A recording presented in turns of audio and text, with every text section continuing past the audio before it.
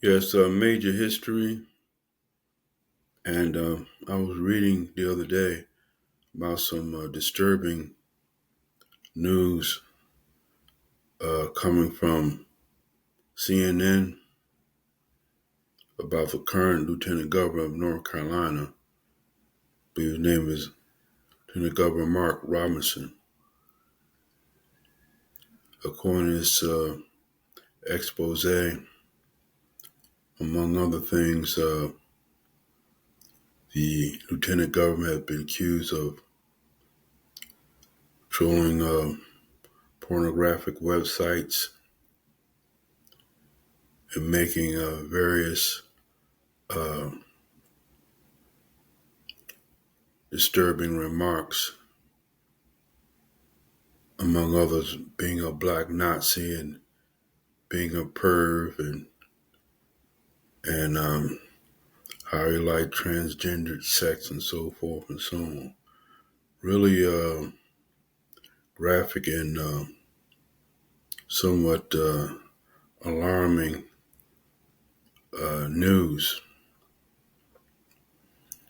Now, Lieutenant Governor Mark Roberts has denied that it was him on these sites, calling them salacious tabloid lies by CNN. I myself have have questioned the timing of this alleged expose, coming as it is in the midst of his running for the office of Lieutenant Governor. And I'm not saying that these allegations are true or false. All I'm saying that the timing of it would come at a very opportune time for his political opponents. We have seen many times in the past political careers of candidates have been derailed by allegations of sexual misconduct or impropriety. Anthony Weiner, running for office of New York, Gary Hart, running for president, Herman Cain, Republican candidate for president, had all seen their campaigns uh, aborted by revelations about their sexual misconduct.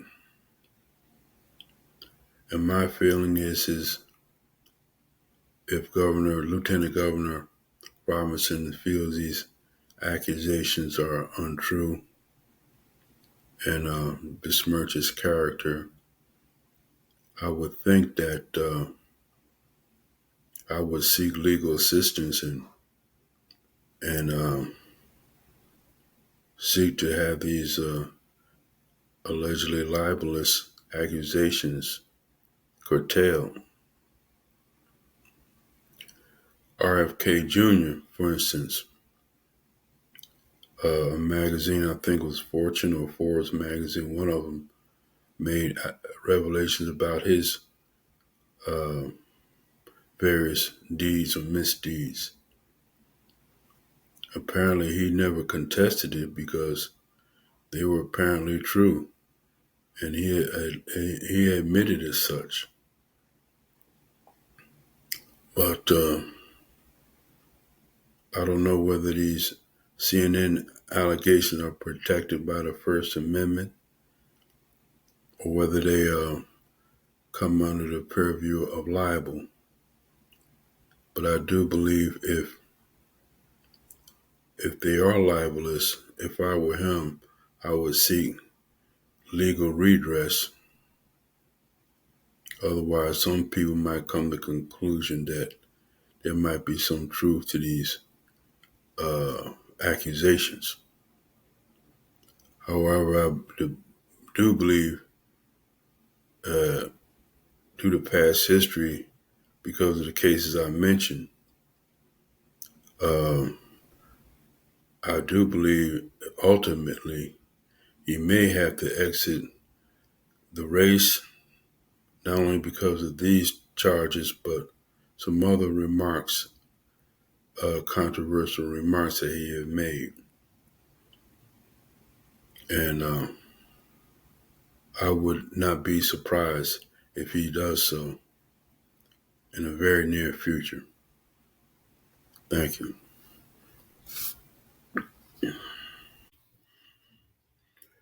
Yes, major history, and I would like to deal briefly with this situation, controversy surrounding the arrest of Puff Daddy, the rapper, music mogul, multi-millionaire, and kind of a cultural icon in the hip hop world.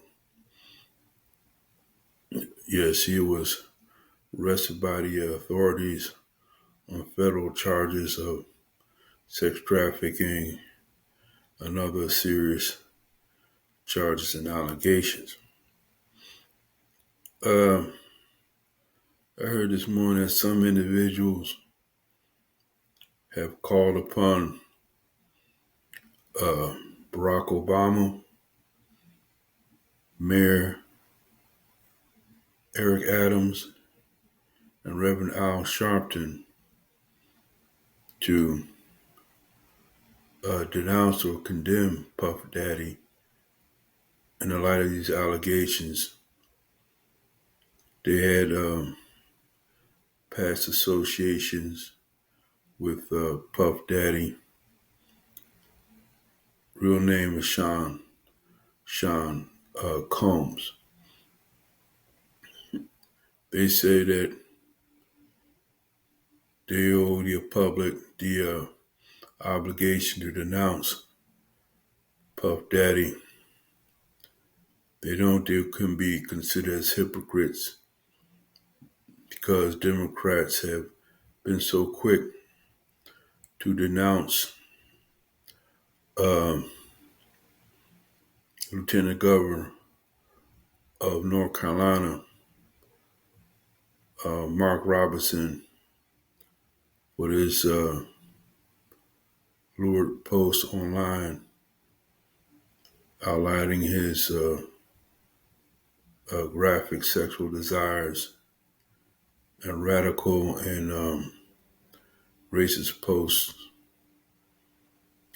Well, I myself personally do not see the obligation for Obama, Al Sharpton, and Eric Adams to denounce Puff Daddy because he's due title his day in court. He has not been convicted of anything as of yet, and he's entitled to the presumption of innocence until proven otherwise. So there should be no rush to judgment, and there's no direct comparison between the two of Lieutenant Governor who is running for office for governor of North Carolina and Puff Daddy, who is a private citizen who is not running for anything. So to make the comparison between the two is superficial, gratuitous, and it defies logic. Uh, Mark Robinson has denied these charges, allegations, which basically fall in the field of moral and ethical failings. Whereas Puff Daddy's situation is much different. He has been arrested and held without bail on felony charges. But has not been convicted. As far as I know, he never had a past history of the crimes that he is alleged to have perpetrated. So that I think that the comparisons between the two are very shallow. And this is a rush to judgment, which is not validated, is not suitable until if and when he has been convicted of what he has been charged with by a jury of his peers. And that will be determined in due time when the legal system, justice system runs its course. So that's my take on it, and it's only my opinion. Thank you.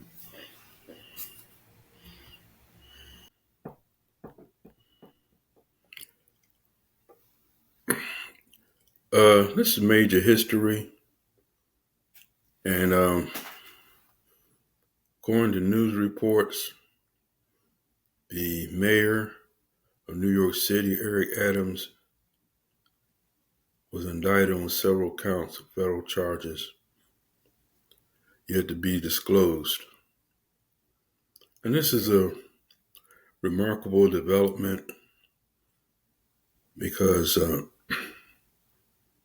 this comes in the heels of several high-level resignations and indictments in his administration surrounding his closest aides.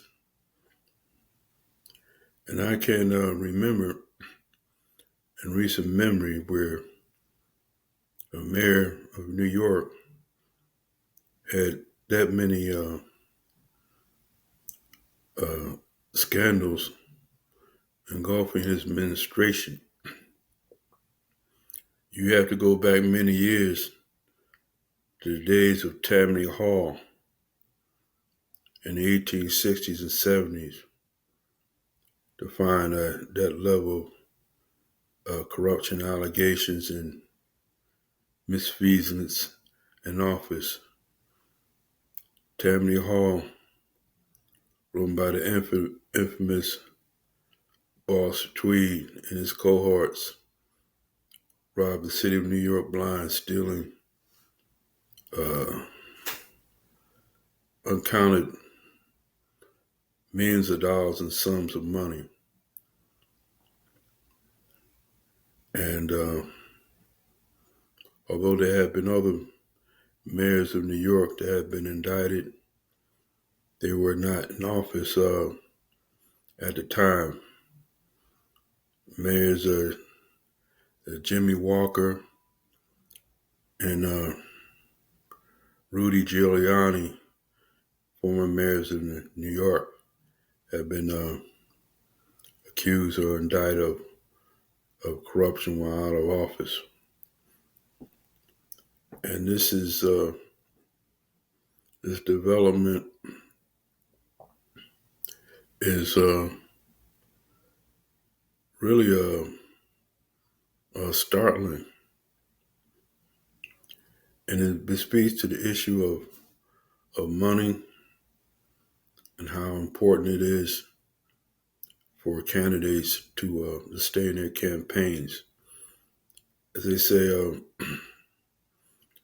money is the mother's milk of political campaigns, and it's virtually impossible to run a campaign without it. President Joe Biden quickly found that out when his major financial donors and backers pulled back their support in the wake of the Trump-Biden debate. He found himself down the creek without a paddle. He subsequently had to call off his presidential re-election bid. And without substantial financial support, he found himself without no means of viability to sustain his campaign. The same case with this Lieutenant Governor, Mark Robinson. He's found himself in almost the same position. His political backers in the Republican Party and his financial supporters are hurriedly withdrawing their support from him, left him without a political campaign in name only, with hardly any staff or any type of external support, especially financial. And as my belief is, his days as a viable gubernatorial candidate are numbered. So we'll see how all this plays out, innocent until proven guilty. But this is an unprecedented development. We are the United States' greatest city. Thank you.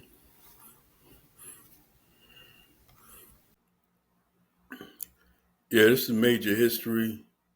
This is a follow-up report on a podcast that I did yesterday on the unprecedented indictment of the mayor of New York City, Mayor Eric Adams, the first sitting mayor of New York to be indicted while in office. There have been other mayors that have been indicted, or former mayors, and if I'm not mistaken, Rudy Giuliani and Jimmy Walker. So we are moving into uncharted territory with 8.5 million people in New York City. There have been other high-ranking officials that have been gotten a legal difficulty prior to that, but none of that high a level, like any other major city. And this indictment of Mayor Adams was preceded by a series of high-level resignations in his administration,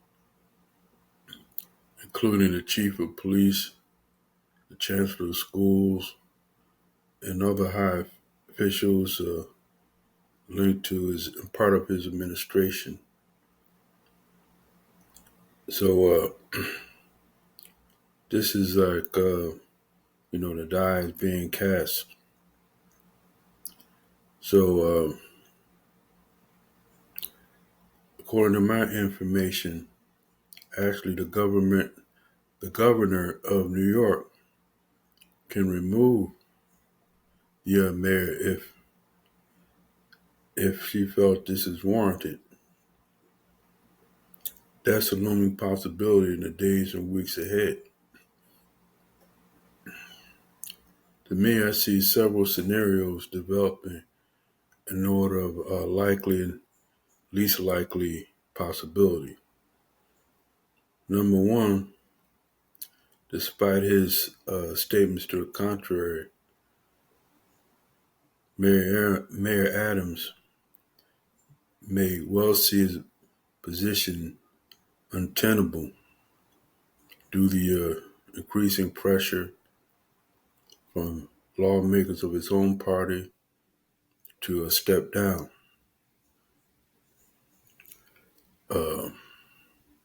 That's the first possibility.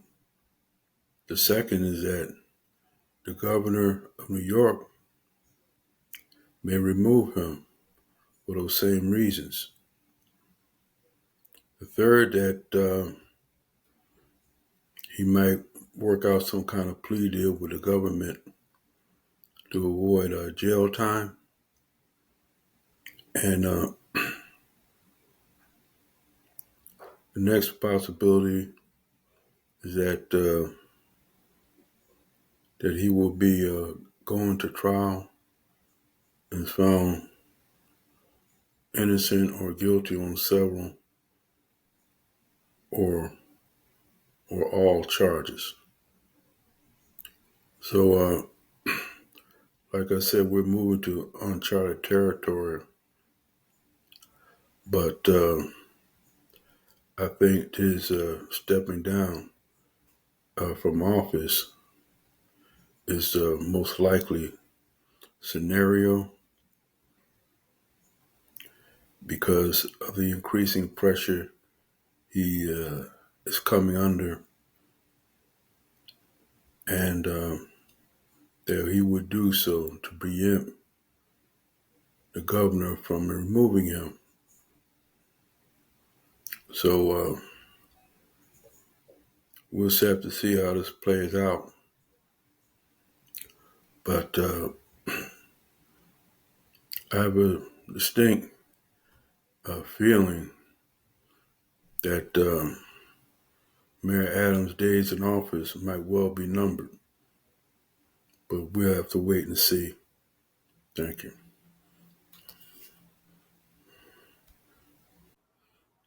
Yes, this is major history. And I understand the ancient Romans had a saying, of the dead say nothing but good. That's the adage or motto I try most often to follow.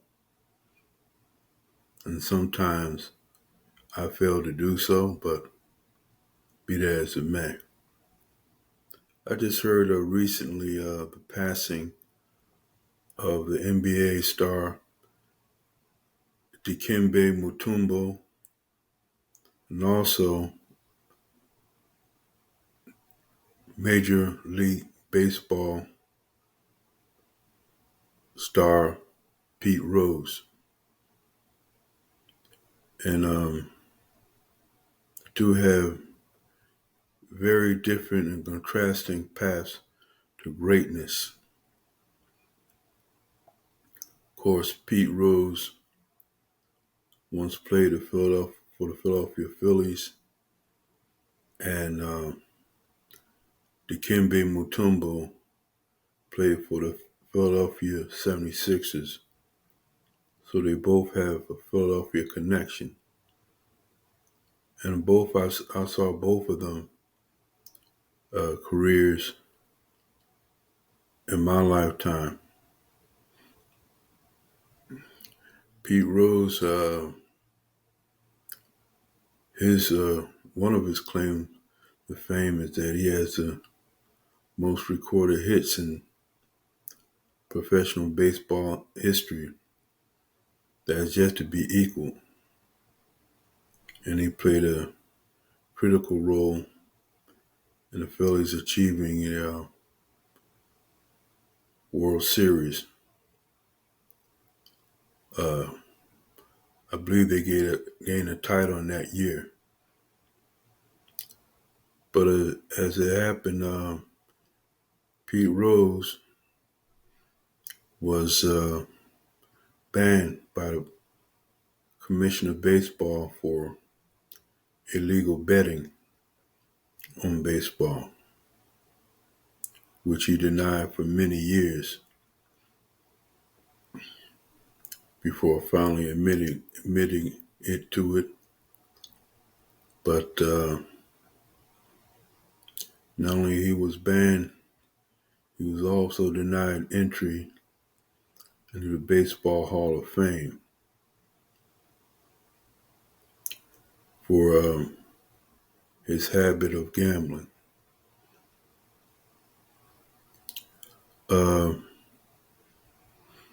He was also accused of having a relationship with a minor he was never charged with.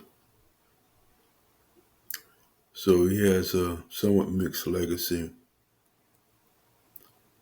If anything, Pete Rose was his own worst enemy, a victim of his own vices,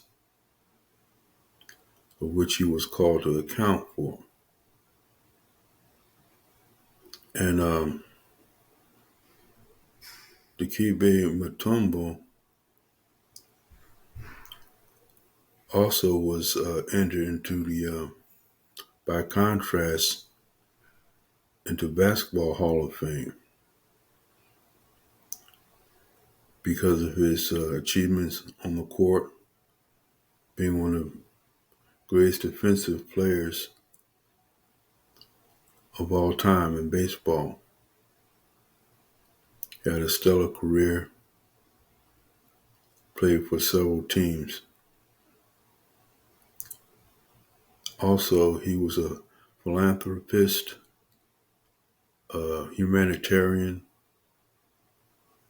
and was noted for helping many in his home country of the Congo. I understand he contributed millions of dollars of his own money to help toward building a children's hospital in the capital, Kinshasa, in the Congo.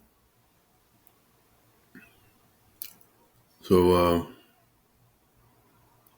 as I said before, I'm not here to judge anybody. We all have our own faults. And so it's not my place to say whether anybody should be placed in the Hall of Fame or the Hall of Shame. But I'll let their records speak for themselves. But I do think, the Basketball Hall of Fame definitely made the right choice with Dikembe Mutombo of the Congo, passed away at the age of 58 years old. Thank you.